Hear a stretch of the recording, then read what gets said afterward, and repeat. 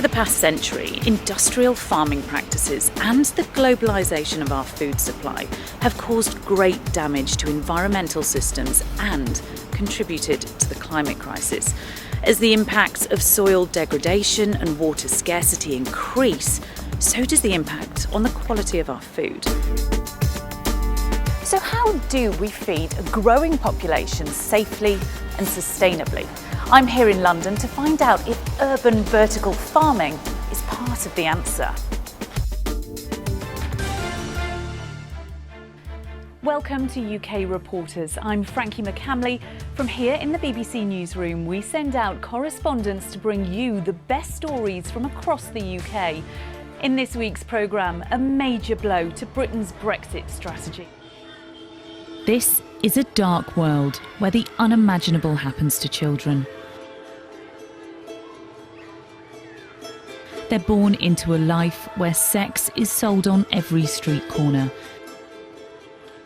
In a brothel that's so popular, it's grown into a village.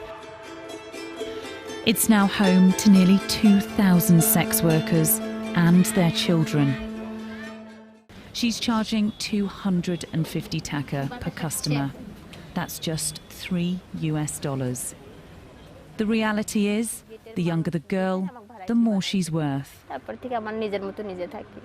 In her room, she tells me she was trafficked into the brothel. When I came here, I think I was 19.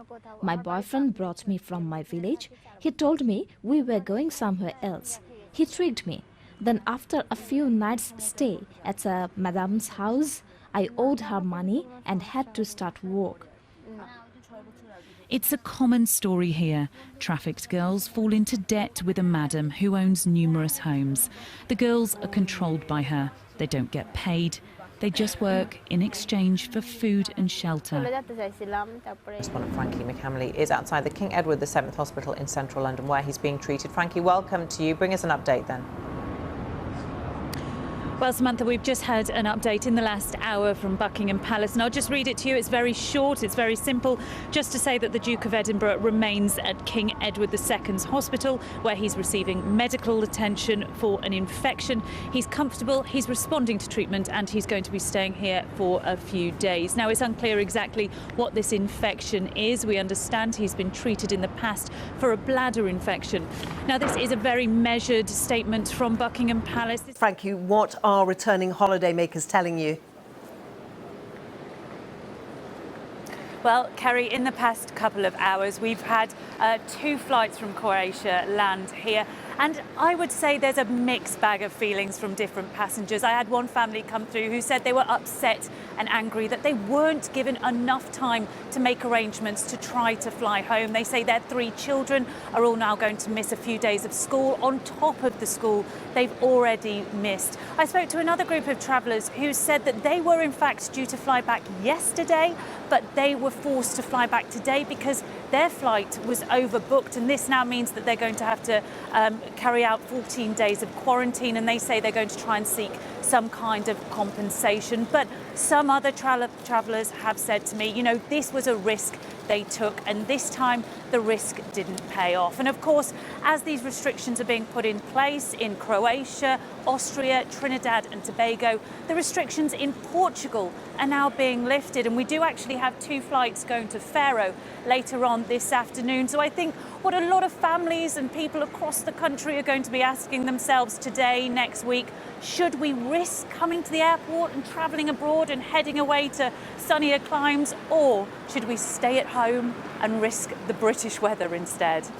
Frankie, thank you. Here, and we're just going to head outside to go and meet some more furry friends and to meet some of the staff and find out exactly what's been going on during lockdown on this beautiful sunny day this morning in Surrey. Now, here is Amy and Nancy. Lovely to meet you, and thank you so much, Nancy, for coming to join us on BBC Breakfast this morning. Amy, just tell us a little bit more about what's happening. And thank you for joining us. So really, the advice today is do your research before you get a dog, and make sure you have the time and the space space to look after them, especially as we start to come out of lockdown and we all return to work. So dogs like Nancy will always have a happy home, won't you? Yes, you will. I think I'm falling in love. She is perfectly behaved, Frankie. Is she as good off camera as much as she is on camera? Well, we've had to get to know each other a little bit this morning, haven't we? Because Louise is taking her methadone. I had a very, very nasty habit when I come here. Her son was born addicted to drugs, but living here means she can keep him with her. Cheers, Kat. Thank you. Do you feel a bit calmer now you've got it? Yeah. Already? Yeah. So knowing that you can do this And then still walk have out. my little man is brilliant. Around 20 women enter these gates every year. We've got to keep the location secret because many are fleeing domestic violence. They'll have to follow a strict drug and alcohol rehabilitation programme. The hope is they'll leave here in around 6 months' time, drug and alcohol free, and with their children. Slumped, zombie-like, and barely conscious. We're told he's just taken spice. Another man meters away with similar symptoms. And everyone we speak to on the streets knows where to get it. It's around the central area, it's around anywhere really. Anywhere.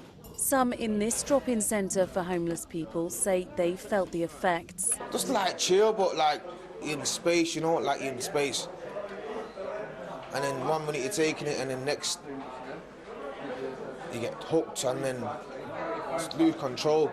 And others say the problem's not going away. It's a lot worse now than it was before, a lot worse. The reason why they're on this spice is because it's cheap. It's only £5 a bag, weed is £10 a bag, so they're all going for the spice where it's cheaper. Spice is a drug often associated with people sleeping rough, but police tell me it affects people of all ages, all over the city, and the problem is getting worse. Every marker represents a lost baby, taken away from their parents after a miscarriage or stillbirth decades ago. Most of their families have no idea where they are. Why didn't I hold him? Why didn't I look at him? But it was too late. He'd gone. 40 years ago, Yvonne's baby was stillborn. He was taken away. She never saw him. All I had was a priest come to see me and just say that he will have a proper burial. Next morning, ready to go home, that was it. I've always wished I knew where he was to go to a grave. Quickly removing a baby's body was common before the 1980s to avoid traumatising a mother further. Medical practice has completely changed now, but it meant thousands of families didn't get a chance to say goodbye. Paula Jackson traced her friend's twin sister, who died just 9 hours after she was born 60 years ago. Piecing together old records, she realised her experience could help other bereaved families, so she now does it for free in her spare time. Thank you so much, Paula, for finding my baby after 48 years. We have traced almost 800 babies from 1935 up to the 90s. Somebody can attack you and rape you is the same as a father who is loving to his wife and his children. Sometimes I wonder is he going to try to see him? Is he going to show up here? Is he going to show up at school? It was what it was. It was rape. At the end of the day, it was rape. Go. Bring the dogs over here. Tiffany lives in Michigan. She became pregnant after being raped at the age of 12. For nearly 10 years, she's been looking over her shoulder, worried her rapist may turn up to see her son. His niece had messaged me saying that he wanted to see him and that they would come pick him up from my house and take him. I was scared. I didn't know if I would have to actually let him see him. Because at that time, the judge had said that the parenting time and the legal parental rights were there, that he had it. He had the piece of paper. The law in Tiffany's state allows her to withdraw her rapist's parental rights.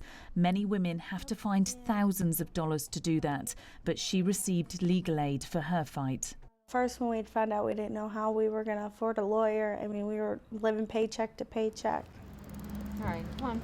More than 1,000 miles away in Florida, Annalyn is another rape survivor who's been through the legal process. She moved here after giving birth, but her rapist tracked her down, demanding to see her daughter. Florida law had nothing in place to prevent this from happening. Nothing. Which is pretty horrifying. I mean, let that sink in.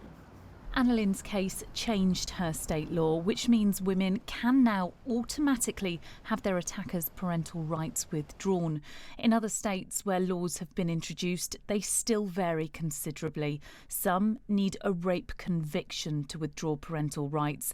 Clear and convincing evidence of a sexual assault is enough in others, but in 4 states, rapists are still given automatic parental rights. This school has managed to stay afloat and build new facilities by selling some of its land to a nearby property developer. But others across the country don't have that luxury. Some say they're struggling so much they might have to shorten the school week. The Department for Education says funding is at its highest ever level, nearly $44 billion, compared to spending of just over $30 billion 8 years ago. But teachers say what matters is spending per pupil. Analysis shows that has actually fallen by 8% since 2010. Thousands of people come to see the changing of the guard every single week. But those crowds, paired with the location of this ceremony at Buckingham Palace, makes this a high-profile target for terrorists. So what does that mean for PewDiePie here on YouTube? This is one of the most sought-after tables here in the restaurant, where the likes of Tom Cruise and Kate Moss have sat. Now his paintings are worth millions in their own right. Frankie McCamley has been to see him in his studio in Montpellier in the south of France. Wolfgang owned houses across Europe, a vineyard and a yacht. He was selling paintings for millions until this, titanium white. Thank you very much. Right, okay. Have a nice trip, Frankie. Thank you. See you guys. Happy Red Nose Day. Okay. Bye. Amazing. And with the red nose. Oh my God. If you ever want to see Birmingham, get up there. Yeah, bring it on. Bring on the next one. Where's next? Next hotel. Come on. Come on. Tomorrow. Maybe not. Maybe not.